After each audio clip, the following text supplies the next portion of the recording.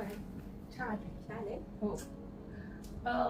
Madam मला त्याच्या इथे थोडासा गॅप दिसतोय, तर तो का आहे? थोडासा मागे पण वाटतोय. अगं हे ना टाळू असतो, त्याला अँटेरियर फ्रंटालियर म्हणतो. मागचा पण टाळू असतो. 2 टाळू असतात. बाळ जेव्हा जन्माला येतं तेव्हा त्याची कवटीची हाडे जी असतात ते पूर्णपणे क्लोज नसतात, जुळलेले नसतात, कारण मग ब्रेन डेव्हलपमेंट असतं, त्याला जागा मिळायला हवी.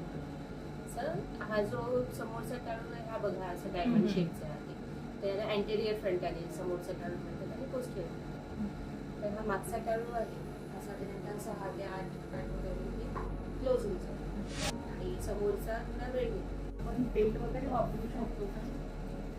तेल आपण मालिश करता वापरू शकतो, पण तो क्लोज होण्याकरता असं खूप तेल नाही वापरायचं तिथे. कसं तेल नाही लावायचं, कारण त्याने नाही टाळू भरणार.